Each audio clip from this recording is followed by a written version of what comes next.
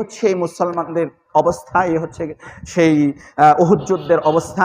তো যারা সেই উহুদ যুদ্ধে যারা শহীদ হয়েছেন তাদের সম্পর্কে রব্বুল আলামিন বলছেন,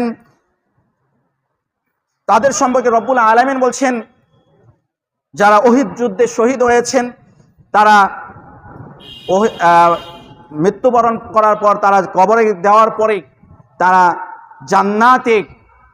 জান্নাতের ফল, জান্নাতের সুখ শান্তি তারা ভক্ষণ করতেছে।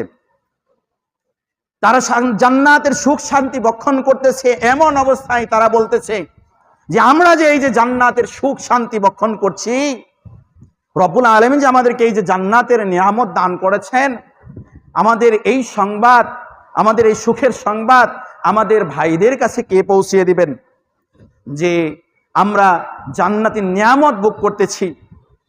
আমাদের ভাইদের কাছে কে পৌঁছিয়ে দিবেন যে তারা যেন ইসলামের জন্য আমাদের মতন জিহাদ করে, আমাদের মতন যুদ্ধ করে, তাদের জীবনকে উৎসর্গ করে দেন, তারাও যেন শহীদ হয়, তারাও যেন আমাদের সাথে এই জান্নাতি সুখ শান্তিতে বসবাস করতে পারে।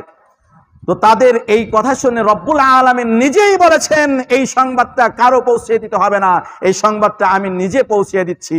রব্বুল আলামিন কোরআনের আয়াত নাজিল করেন সূরাতুল আলে ইমরানের, ওয়ালা তাহসাবান্নাল্লাযীনা কুতিলু ফী সাবিলিল্লাহি আমওয়াত বাল আহইয়াউন ইনদা রাব্বিহিম ইউরযাকুন। ও দুনিয়ার মানুষেরা শুনে রাখো, ওয়ালা তাহসাবান্নাল্লাযীনা কুতিলু ফী সাবিলিল্লাহ, যারা আল্লাহর রাস্তায় জিহাদ করে শহীদ হয়েছে, ফি সাবিলিল্লাহ আমওয়াত, তোমরা তাদেরকে মৃত ভেবো না, বাল আহইয়া, বরং তারা জীবিত, ইনদা রাব্বিহিম ইউরযাকুন, এবং তারা রব্বুল আলামিনের পক্ষ থেকে জান্নাতের রিজিক প্রাপ্ত। সুবহানাল্লাহ।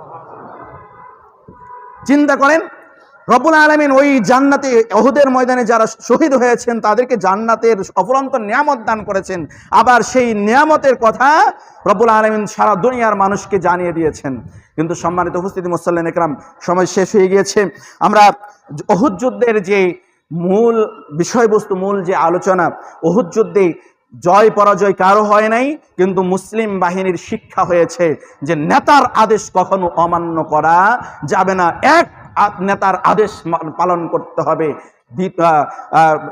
কখনো ছিন্ন ভিন্ন হওয়া যাবে না। শুধু তাই নয়, সম্মানিত উপস্থিতি, এই উহুদ যুদ্ধে ওই বৃদ্ধ, ওই ল্যাংড়া যারা শহীদ হয়েছেন তারা বুঝিয়ে দিয়েছেন, তারা জানিয়ে দিয়েছেন যে আমরা ইসলামের জন্য